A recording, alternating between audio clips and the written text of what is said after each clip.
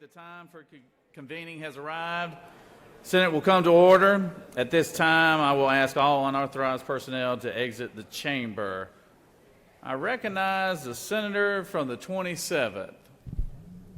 For the Good morning, Mr. President. The journal has been read and found to be correct. Is there objection to dispensing with the reading of the journal? Chair hears none, and the reading of the journal is dispensed with. Is there confirmation? Is there objection to the confirmation of the journal? Chair hears none, and the journal is confirmed. All senators who have bills or resolutions to introduce, please bring them to the Secretary's desk. First reading and references of Senate bills and resolutions. Senate Bill 16 by Senator Albers of the 56th and others, a bill to be entitled an act to amend Chapter 11 of Title 31 of the Official Code of Georgia relating to emergency medical services so as to amend provisions relative to the emergency Health and Human Services. Senate Bill 17 by Senator Rett of the 33rd, a bill to be entitled an act to amend Article 7 of Chapter 4 of Title 49 of the Official Code of Georgia relating to medical assistance generally so as to provide for a program of premium assistance to enable eligible individuals to obtain health care coverage. Insurance and Labor. Senate Bill 18 by Senator James of the 35th, a bill to be entitled an act to amend Article 34 of Chapter 2 of Title 20 of the Official Code of Georgia relating Education and Youth.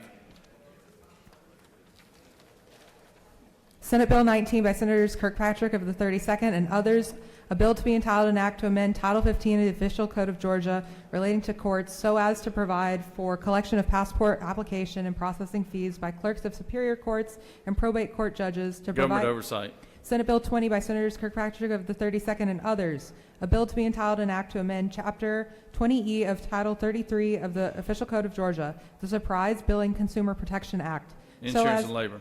Senate Bill 21 by Senators Kirkpatrick of the 32nd and others, a bill to be entitled an act to amend Code Section 38.4.14 of the Official Code of Georgia relating to creation of Georgia Veterans Service Foundation Incorporated Purpose. Veterans. Senate Bill 22 by Senators Kirkpatrick of the 32nd and others, a bill to be entitled an act to amend Chapter 23 of Title 2 of the Official Code of Georgia relating to hemp farming so as to amend a definition, to amend Chapter 12 of Title 16 of the Official Code of Georgia. Agriculture and Consumer Affairs. Senate Bill 23 by Senators Kirkpatrick of the 32nd and others, a bill to be entitled an act to amend various titles of the Official Code of Georgia so as to revise a committee name. Government Oversight. That completes the order, Mr. President.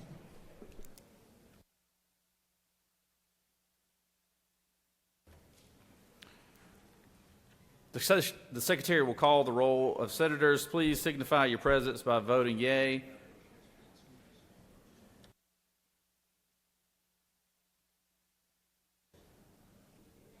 It is now time for the morning roll call, and I accept motions to excuse. I do apologize for that. All the senators from the 29th. Mr. President, I ask for unanimous consent to excuse the senator from the 37th for business outside of the Capitol. Without objection, senator from the 37th is excused. Are there other motions? Senator from the 33rd. Thank you, Mr. President. Good morning. I ask for unanimous consent to excuse the senators from the 38th, 10th, and 35th for business outside the Capitol. Without objection, senators from the 38th, 10th, and 35th would be excused. Are there any other motions to excuse? Secretary will call the roll of senators. Please signify your presence by voting yea switch. Secretary will unlock the machines.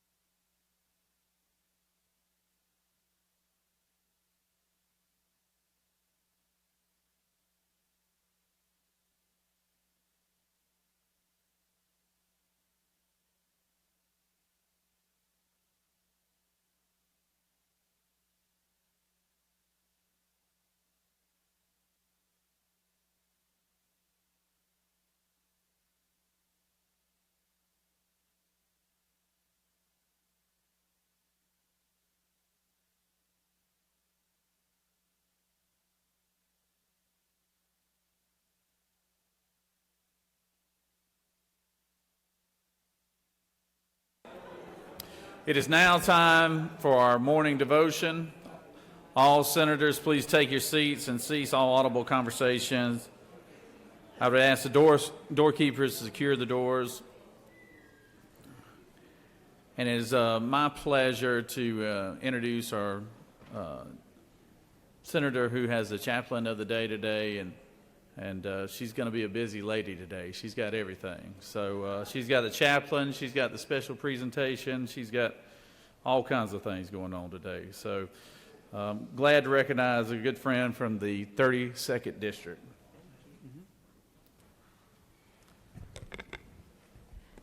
Thank you all.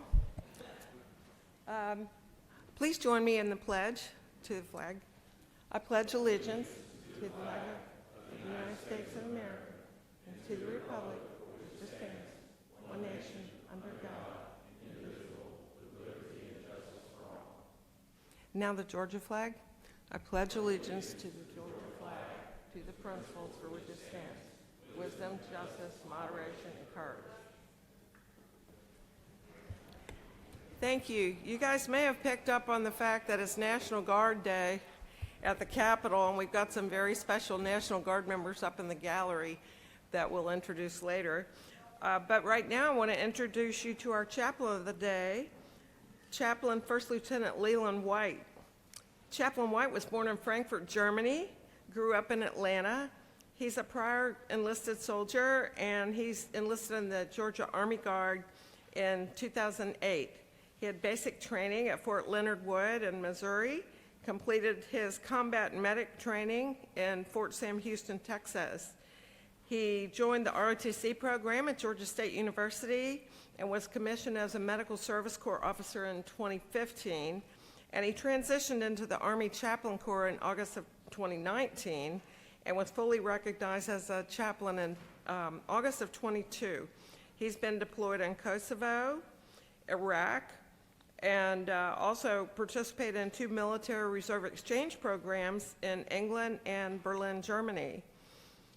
His civilian education includes a Master of Divinity with a concentration in chaplain ministry, a Bachelor of Science in Exercise Science, and 1 unit of clinical pastoral education. Chaplain White resides in Atlanta with his wife, Brittany White, and I'm looking forward to hearing from our chaplain today. Thank you. Senator Kirkpatrick, thank you. Good morning, members of the Senate, my fellow service members. As you have heard, I'm actively serving as a chaplain in the Georgia Army National Guard. It is an honor to be able to bring a devotional to you this morning. You know, a couple of weeks ago when I was first notified that I might have this opportunity, I went ahead and drafted something. I went ahead and put something down, and when I received the instruction letter from the Secretary's office encouraging me to be mindful of the diverse political and spiritual orientations in the room, I went ahead and sent my draft to a trusted circle of people in my life for their feedback. And I'm glad I did. I am afraid that if I had stuck with that first draft that I would not be receiving an honorarium when I left today. So I went ahead and I made some adjustments, and I took a different course of action based upon their counsel. You see, they were able to see and to perceive some nuances that I was not.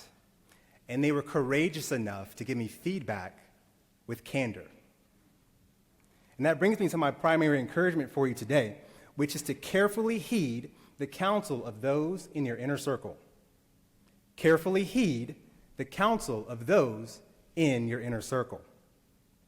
There's a proverb in the Holy Bible that says, "The way of a fool is right in his own eyes, but a person who listens to advice is wise." That's Proverbs chapter 12, verse 15.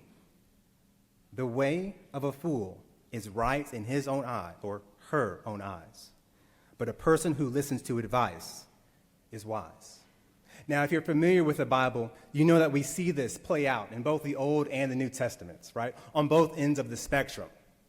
Positive results from listening to wise counsel, and disastrous results from listening to foolish counsel. In ancient Israel, their once unified kingdom was torn asunder, split in two, because the king at that time heeded the foolish counsel of the men that he had grown up with, rather than listening to the wise counsel of the advisors that had served his father.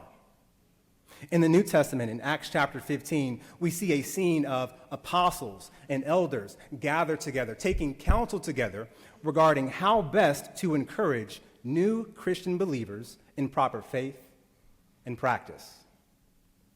Well, let's fast forward to today. Who are the counselors in your life? And not just your professional lives as members of the Georgia Senate or your civilian occupation, also your personal lives. Who are those trustworthy people who have been around 5, 10, 15 plus years as a friend, as a counselor, perhaps as a priest or a pastor or some other spiritual leader who is able to provide you wisdom and give you potential insights that you cannot see? Better yet, do you allow them to? There's another proverb that says, without consultation, plans are frustrated, but with many counselors, they succeed. And I'm sure all of us in this room want to succeed in what we put our hands toward and what we put our minds toward. Ladies and gentlemen, we all need this counsel in our lives, from the most junior senator to the most senior, to the newest soldier in the Georgia National Guard, to the most senior. We all need this counsel. And yes, it takes a level of humility to receive it. May we all be reminded of and encouraged by these truths as we move forward in this new year of 2023. Carefully heed the counsel of those in your inner circle. I welcome you to join me in prayer. Heavenly Father, I bless and honor you this morning. Thank you for the ability of all in this room to be able to serve Georgians in every part of our state. Lord, grant us your grace, your mercy, and your wisdom this year to carefully heed counsel in both our professional and personal lives. Help us navigate the difficult and nuanced issues that we will face with empathy, compassion, fairness, and justice. All these, I pray, in the name of your Son, Jesus Christ. Amen. Thank you.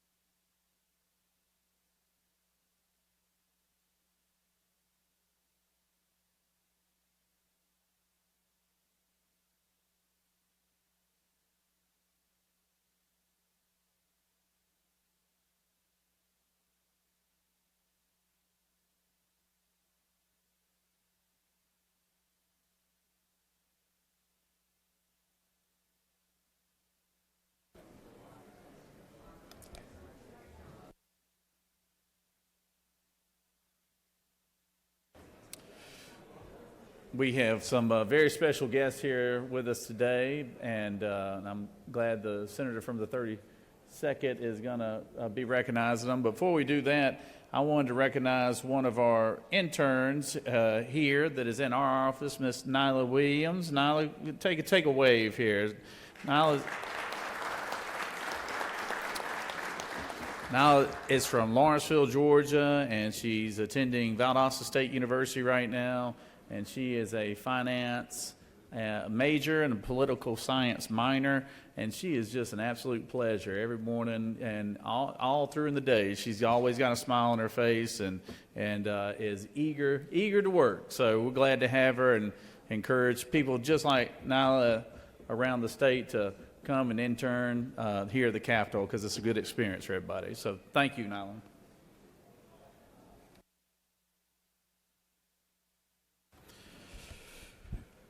Now we have on to our special guests here today. We have our National Guard, which is obviously it's National Guard Day here at the Capitol, and we're so honored to have so many men and women here today in uniform to recognize them, and I'm excited about having them down. I'm excited about the opportunity to showcase them on this platform here. Secretary, read the resolution. Senate Resolution 615 by Senators Kirkpatrick of the 32nd and others. A resolution recognizing January 26, 2023 as National Guard Day at the state capitol and for other purposes.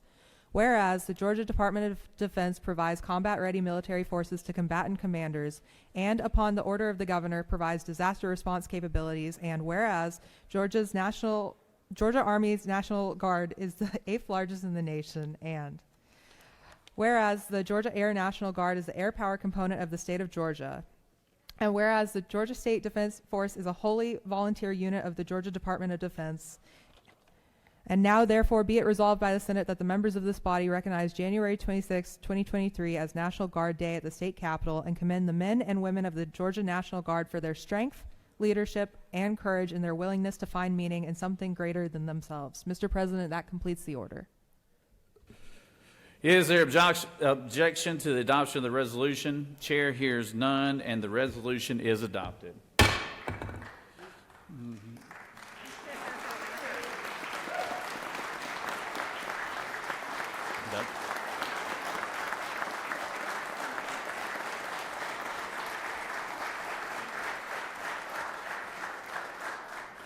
I would like to call upon the senator from the 32nd to speak to the resolution and recognize our guest today. Thank you, Mr. President. First, I'd like to ask all the members of the National Guard that are with us today up in the gallery to please stand so we can recognize you.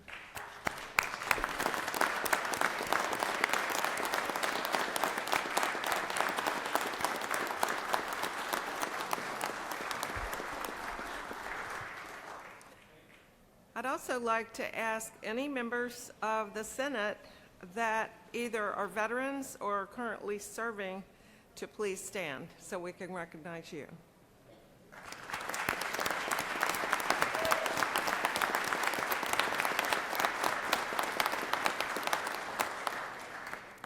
Thank you very much. And we have a veteran over here who's the chair of the Veterans Committee.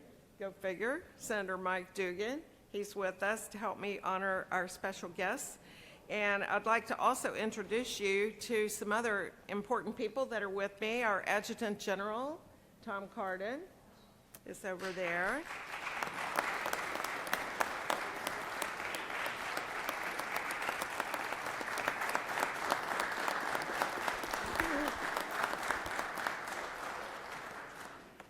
We've also got Brigadier General Mark Kelhar from the Georgia State Defense Force. He's my boss. We've got Colonel Ron Spear, Chief of Staff for the Air National Guard.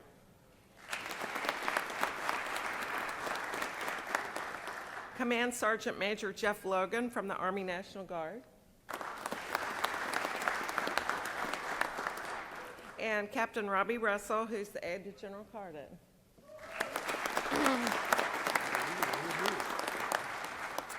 So I would like to ask our wonderful AG to come up here just for some brief remarks, and I'm going to present him with a copy of the resolution that we passed today.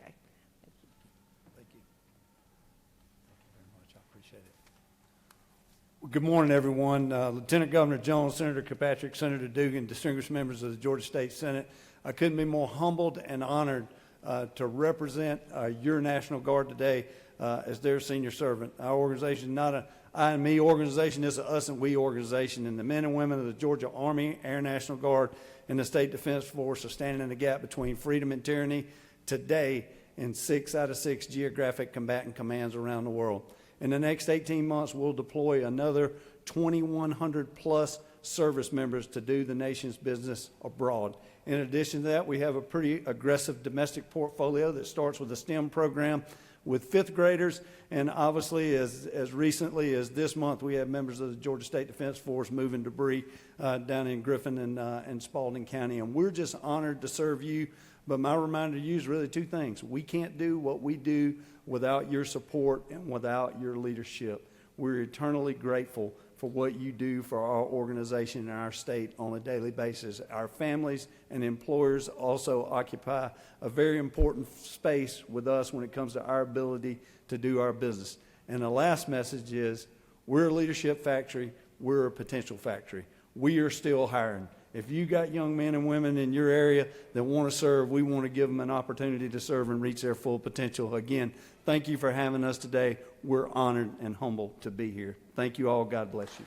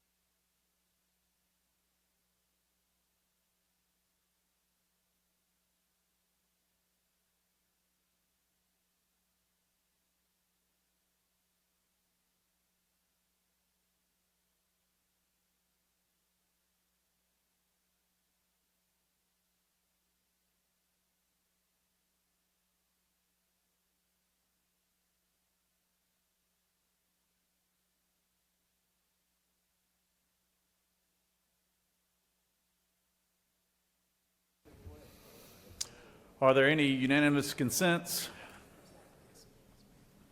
Does any senator wish to rise on a point of personal privilege?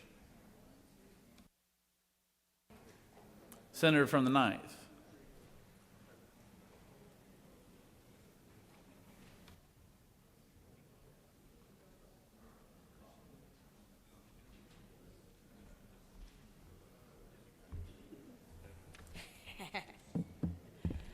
Good morning, members. I think this is my first time addressing all of you since we have returned for this 2023 session, so it's nice to see you, and thank you, Mr. President. Nice tie. I have to get used to you sitting up there. I know. But I rise today to talk to you all about an issue that is near and dear to my heart, and it has been part of my life for as long as I can remember. My grandmother, who was born in 1917, was insulin dependent.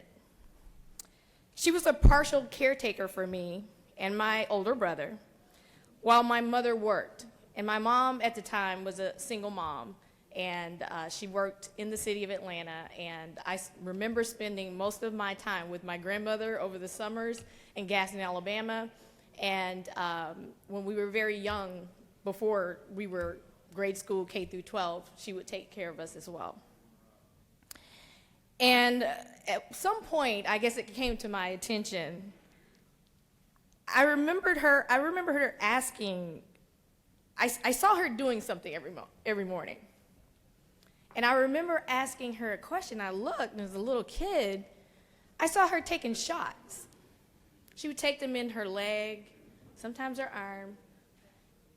And as a little kid, that looked kind of scary for someone to have to take shots. So I recall asking her, Big Mama, why are you taking those shots every day? That looks like that hurts.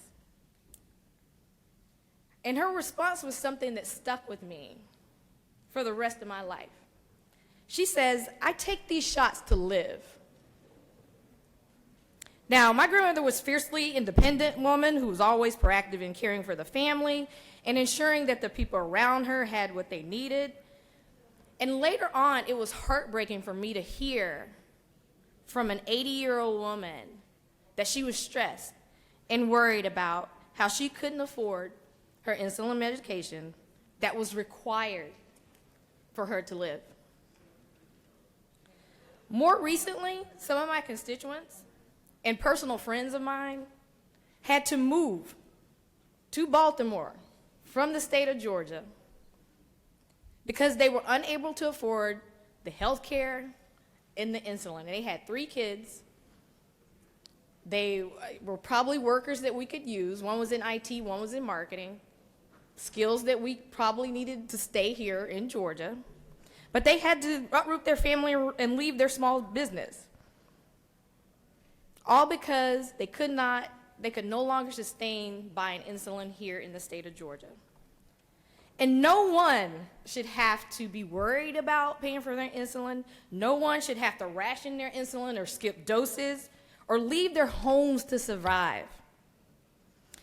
Georgia has the opportunity to serve both its people and its businesses by exploring the possibilities of manufacturing insulin right here in the state of Georgia. We are a state that prides itself on our independence, on our ability to give our citizens the tools that they need to thrive, and to make shrewd business decisions that will strengthen our economy. This opportunity will certainly require a significant financial investment by our state, but the long-term benefits outweighs those. I know we've seen some caps enacted by Senator Warnock on the Medicaid pricing, but I believe that we can do better than that. In addition to this resolution that I have here, I have a partnering bill that's intended to cap insulin prices on state insurance plans to further protect our citizens. This particular resolution is asking that the governor study whether the state can either directly or indirectly produce low-cost insulin products in the state, and we should lead in that. I don't see why we shouldn't. I ask the esteemed members of this chamber to stand with me in resolving in this request to commission the governor maybe to study and explore this possibility to expand the state's industry in insulin production and the job opportunities that could come from that, and be a resource for our citizens and the state beyond. Now, I don't want all of y'all to rush to me at once to come sign this resolution, but I would like your support and your consideration, and you can come see me. Thank you very much. Mr. President, I yield well. Thank you, Senator. Calling the senator from the 21st.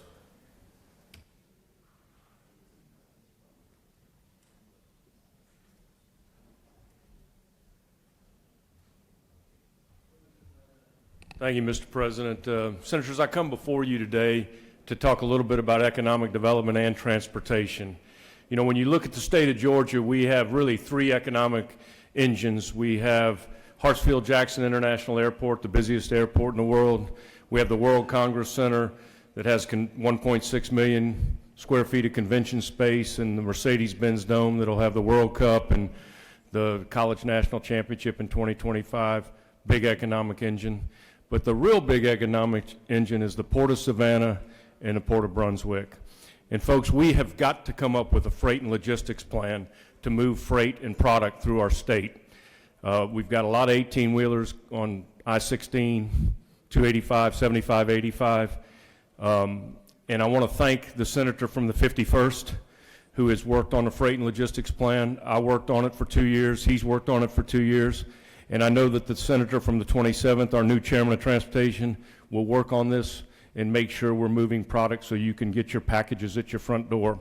But I will tell you, one of the things that's going to happen soon, and we better get ready for it, is right now that we've invested in that Jimmy Mason rail yard down at the port, and trains right now that are coming through small town Georgia are 1 mile.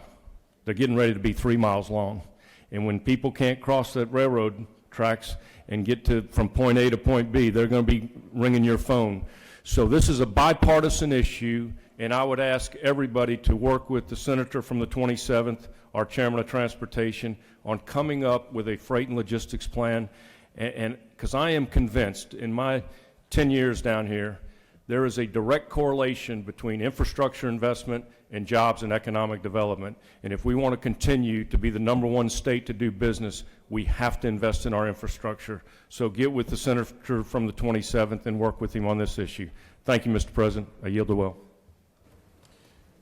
Thank you, Senator. Senator from the 1st.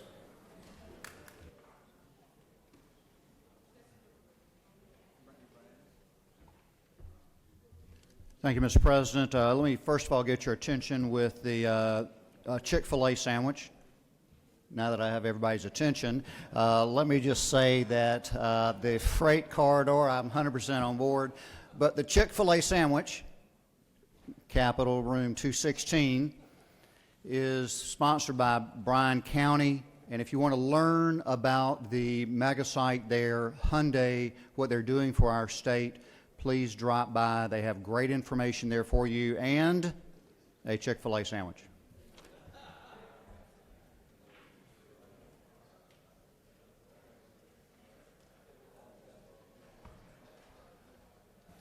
Thank you, Senator. Now recognize the senator from the 7th.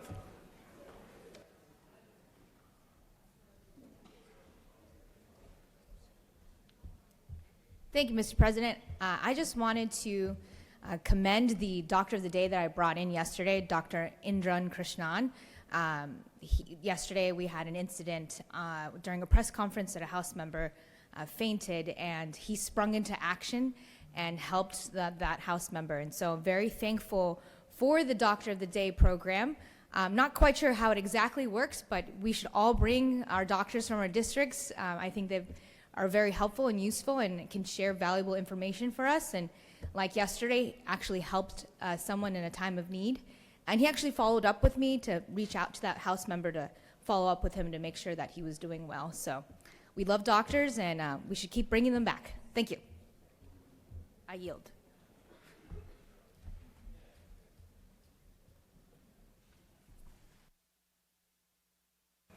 Thank you, Senator, for bringing attention to that. And we do thoughts and prayers with that, the representative who did have a medical emergency yesterday. So I hope they're doing well. Any other senator wish to rise on a point of personal privilege? You have a consent calendar, privilege resolutions before you. Does any senator wish to remove a resolution from the consent calendar? Is there objection to the adoption of the resolution on the consent calendar? Chair hears none, and the resolution on the consent calendar is adopted. Are there any other motions to withdraw or commit? I recognize the majority leader. Yes, sir. Thank you, Mr. President. I move that the Senate stand adjourned until 10 a.m.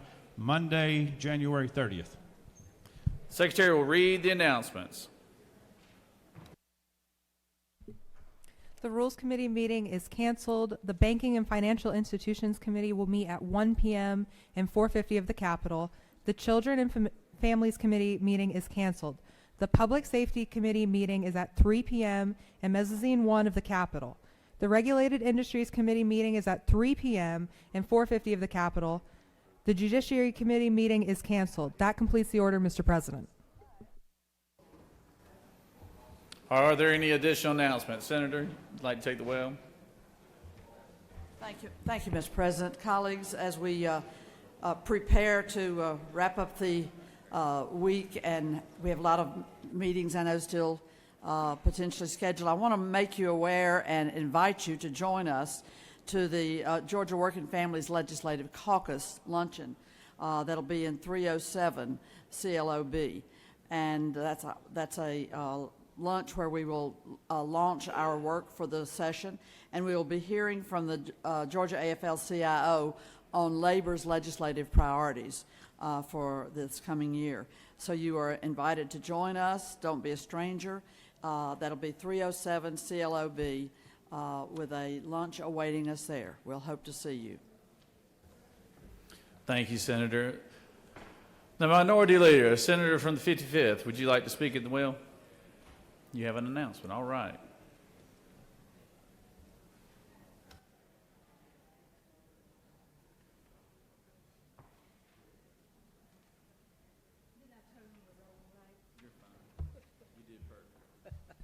Thank you, Mr. President.